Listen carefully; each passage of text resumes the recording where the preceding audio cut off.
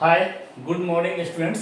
स्वागत है आपका बहुत बहुत आपके अपने YouTube channel Navsrijan dot independent learning में। आज हम लोग सीखने जा रहे हैं परिमेय संख्याएं और अपरिमेय संख्याओं के कुछ विशेष गुण धर्म के बारे में। यह टॉपिक हमारे 10वें क्लास के मैथमेटिक्स में संख्या पद्धति का जो भाग है उसके अंतर्गत वास्तविक संख्या पाठ से रिलेटेड है। परिमेय संख्या और अपरिमेय संख्याओं के बारे में हम लोग बहुत कुछ ऑलरेडी पढ़ चुके हैं और इसके पहले के क्लास में हमने यूक्लिड भाग लेमा और अंकगणित का आधारभूत प्रमेय और उस पर आधारित विभिन्न प्रकार के प्रश्नों को हल करने के बारे में ऑलरेडी बताया था। आज हम लोग अगला टॉपिक या अगले जो सवाल है हमारे चैप्टर में जो पढ़ना है जो सवाल उसको हल करने से पहले हम लोग परिमेय संख्या और अपरिमेय संख्याओं के कुछ विशेष गुणधर्म के बारे में चर्चा करेंगे। इसमें एक वर्ड आता है, इसका नाम है संक्रियाएं, जिसको हम लोग अंग्रेजी में कहते हैं ऑपरेशन या ऑपरेशंस। और यहाँ ऑपरेशन से मतलब है गणितीय संक्रियाएं, मैथमेटिकल ऑपरेशंस। तो मैथमेटिकल ऑपरेशंस में क्या क्या आता है? तो गणित में जब भी कुछ संक्रियाएं या कुछ ऑपरेशन करते हैं, इसका मतलब ये हुआ कि जोड़ का, घटाव का, गुना का, भाग का, इन सब से रिलेटेड अगर कुछ काम करते हैं, कुछ कैलकुलेशन करते हैं तो हम लोग उसको संक्रिया करते हैं गणित में। पहला हम लोग एक पढ़ना है संवरक नियम। अगर आप पढ़े हो तो फिर से इसको रिवीजन कर लेगा, नहीं पढ़े हो तो आज आपको बिल्कुल ही क्लियर हो जाएगा कि ये संवरक नियम क्या है। What is the closure law? संवरक नियम अंग्रेजी में इसको बोलते हैं क्लोजर लॉ। तो क्लोजर लॉ क्या है? क्लोजर लॉ कहता है कि एक संख्या किसी संख्या का समूह है, जैसे मान लेते हैं परिमेय संख्याओं का समूह।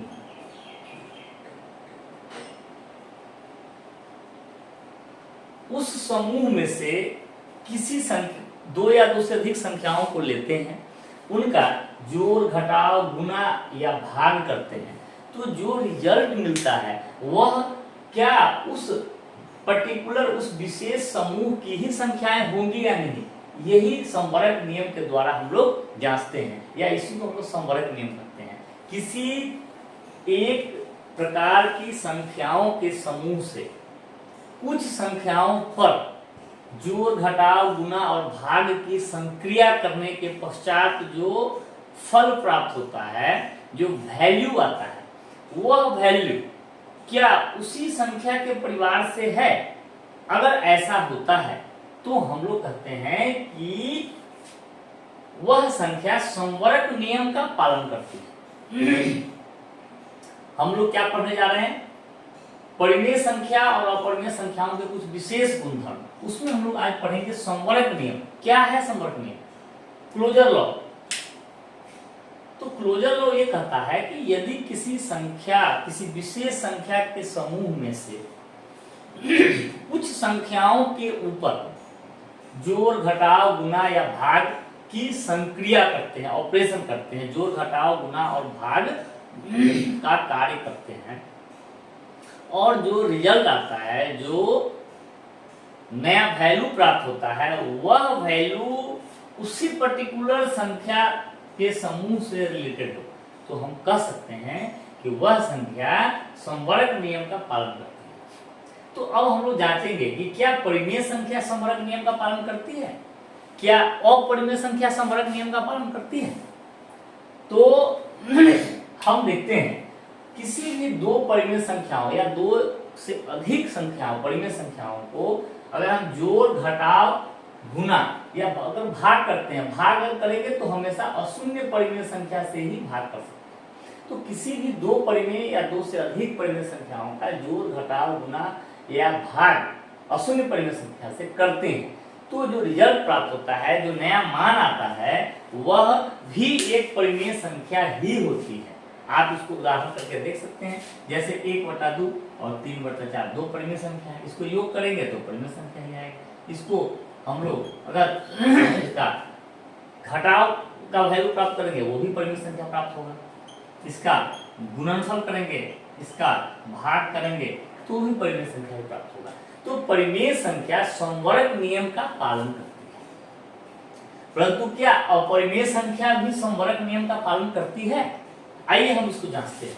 माना कि हम एक अपरिमेय संख्या लेते हैं √2 और दूसरी परिमेय संख्या हम ले लेते हैं 1 - √2। अब इस दोनों को जोड़िए, तो अगर आप इस दोनों को जोड़ते हैं तो क्या होगा? √2 से √2 कट जाएगा, 1 आ जाएगा। 1 क्या है? अपरिमेय तो नहीं है, ये तो परिमेय हो गया। उसी प्रकार से अगर √2 में √2 से हम गुना करते हैं तो हमको क्या मिलता है? 2।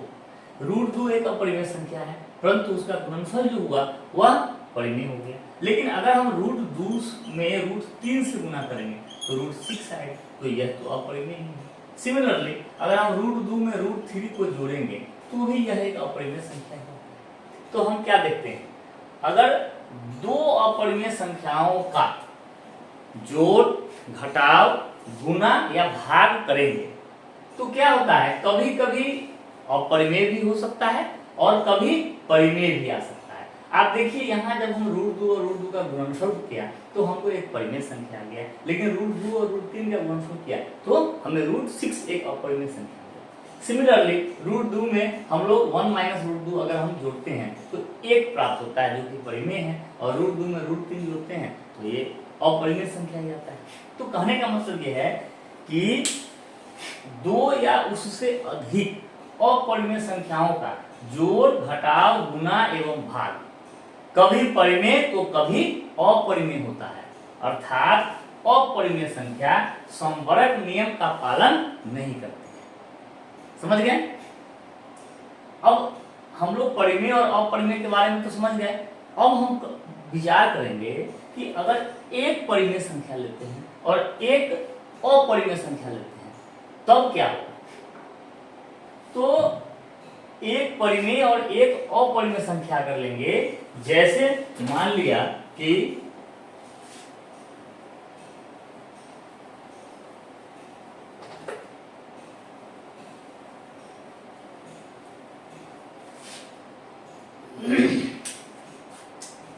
हम लोग एक परिमेय संख्या 0 लेते हैं और एक अपरिमेय संख्या √2 लेते हैं, उसको जोड़ देंगे तो क्या आएगा? √2 चला आएगा। ये एक अपरिमेय संख्या है। एक परिमेय संख्या 2 लेते हैं, एक अपरिमेय संख्या ले लेते हैं हम लोग 1.010010001, इसी तरह से बढ़ रहा है, आसान अनावर्त दशमलव भिन्न है। तो इसको जोड़ेंगे तो क्या आएगा? 3.010100001 डॉट। तो हम क्या देखते हैं, अगर एक परिमेय संख्या और एक अपरिमेय संख्या लेते हैं तो उसका योग जो है हमेशा एक अपरिमेय संख्या ही प्राप्त होगा। सिमिलरली अगर उसका हम अंतर प्राप्त करें, जैसे 0 - √2 तो -√2 आएगा, 2 - 1.0100100001, तो ये भी 1.0100100001। तो एक परिमेय और एक अपरिमेय संख्या का योग हो या अंतर हो, यह हमेशा ही एक अपरिमेय संख्या होगा। इसको बिल्कुल याद कर लीजिए। एक परिमेय और एक अपरिमेय लेंगे तो इसका योग और अंतर हमेशा ही एक अपरिमेय होगा। अब हम विचार करते हैं कि परिमेय और अपरिमेय के गुना और भागफल का क्या रिजल्ट आता है। तो हम अपरिमेय संख्या और अपरिमेय संख्या के गुणनफल और भागफल में अगर विचार करें तो हम लोग अशून्य पे ही विचार करेंगे, क्योंकि अगर हम शून्य ले लेंगे तो शून्य परिमेय संख्या है, इसके साथ किसी भी अपरिमेय संख्या का गुना करेंगे तो शून्य ही आएगा, तो हमेशा परिमेय आएगा। इसलिए इस पे हम विचार नहीं करते हैं, ये तो हमेशा ही परिमेय देगा। और जब भाग की बात होगी तो अशून्य परिमेय शून्य से हम भाग देंगे तो वह अपरिभाषित हो जाएगा। इसलिए भाग के लिए भी हम लोग परिमेय संख्या के परिवार से 0 नहीं लेंगे। तो हम लोग हमेशा किस पे विचार करेंगे? एक अशून्य परिमेय संख्या और एक अशून्य परिमेय संख्या और एक अपरिमेय संख्या। अब इसका गुणनफल और भागफल पे हम लोग विचार करेंगे। इसका गुणनफल प्राप्त करेंगे या इसका भागफल प्राप्त करेंगे तो क्या आता है, हम लोग इस पे आइए विचार करते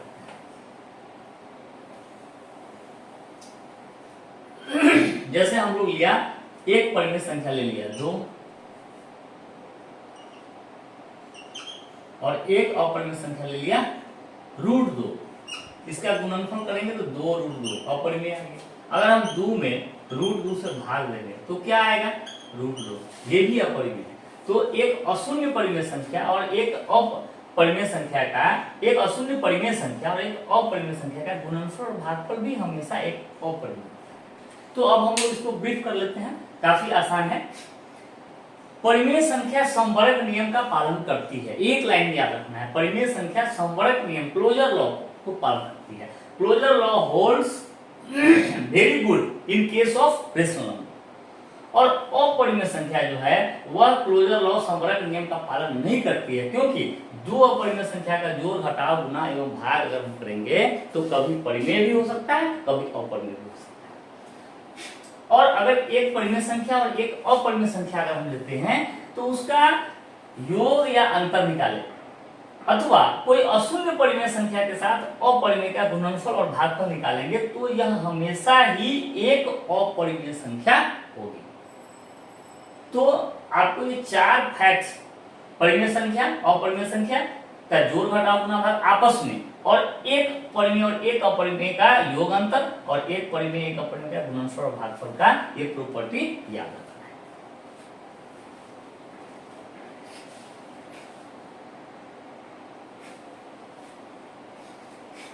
सिमिलरली हम आपको ये बताना चाहेंगे कि आप लोग एक बार क्रम विनिमय नियम, साहचर्य नियम और बंटन नियम को भी पढ़ लीजिए, और कौन कौन संख्या किस किस संक्रिया, कौन से ऑपरेशन या जोड़ घटाव गुना भाग के लिए क्रम विनिमय नियम का पालन करती है, साहचर्य नियम का पालन करती है और बंटन नियम का पालन करती है। ये आप लोग खुद से ही पढ़ने का प्रयास करें। अगर आपको ये समझने में कुछ परेशानी आएगा आप कमेंट्स में डालिए, मैं इस पे एक डिटेल वीडियो कभी दूसरी क्लास या 9th में अगर कुछ पढ़ना हो तो उस पे एक वीडियो बनेगा, तो उसमें मैं इसको पुनः बताऊंगा। आप इसको एक बार खुद से पढ़ने का प्रयास करें।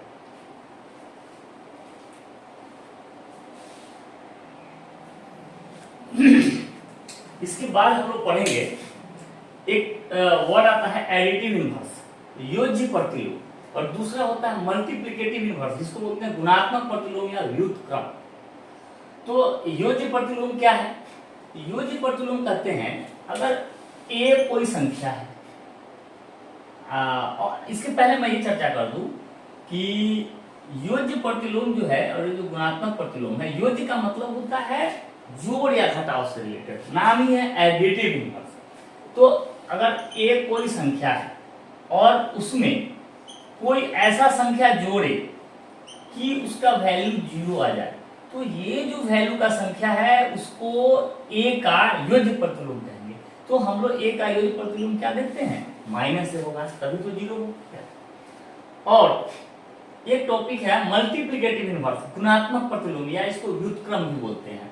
तो अगर a कोई संख्या है तो इसमें कितना से गुना करें कि 1 चला आए, तो हम देखते हैं अगर a में 1/a से गुना करेंगे तभी 1 आएगा। तो a का मल्टीप्लिकेटिव इनवर्स गुणात्मक प्रतिलोम 1/a। तो हम लोग इन दो प्रॉपर्टी का चर्चा परिमेय और अपरिमेय संख्या के बारे में भी कर लेते हैं। अब देखिए, कोई भी परिमेय संख्या हम लेते हैं, जैसे 2 एक परिमेय संख्या है, तो इसका योज्य प्रतिलोम क्या होगा? -2 हो जाएगा। 1/2 है तो इसका योज्य प्रतिलोम क्या होगा? -1/2, ताकि वो 0 आ जाए जोड़ने से। तो 2 का योज्य प्रतिलोम -2 क्या है? वो भी एक परिमेय संख्या है। 1/2 का योज्य प्रतिलोम -1/2, वो भी एक परिमेय संख्या है। सिमिलरली अपरिमेय संख्या अगर हम लेंगे जैसे √2, तो √2 का योज्य प्रतिलोम होगा -√2, तो ये भी एक अपरिमेय संख्या होगा। तो हम ये पाते हैं कि किसी भी परिमेय संख्या का योज्य प्रतिलोम परिमेय ही होगा, और प्रत्येक अपरिमेय संख्या, कोई भी अपरिमेय संख्या हो, उसका योज्य प्रतिलोम लेंगे तो वह अपरिमेय ही होगा। इस फैक्ट को आप लोग ध्यान में रखें।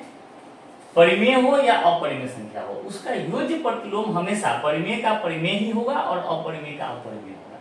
सिमिलरली अगर हम मल्टीप्लिकेटिव इनवर्स या गुणात्मक प्रतिलोम की बात करें तो अशून्य परिमेय संख्या के बारे में ही विचार करें, क्योंकि शून्य जो है उसका 1/0 तो अपरिभाषित ही हो जाएगा।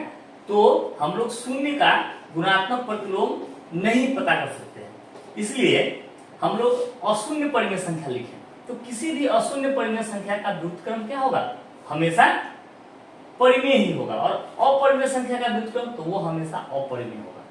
ठीक है, एकदम सिंपल सा है। परिमेय संख्या का युग्म प्रतिलोम परिमेय होगा, अपरिमेय संख्या का युग्म प्रतिलोम अपरिमेय होगा। अशून्य परिमेय संख्या का व्युत्क्रम परिमेय होगा और अपरिमेय संख्या का व्युत्क्रम या गुणात्मक प्रतिलोम अपरिमेय ही होता है। तो ये भी एक गुणधर्म है परिमेय संख्या और अपरिमेय संख्या का, जिसको आप लोग याद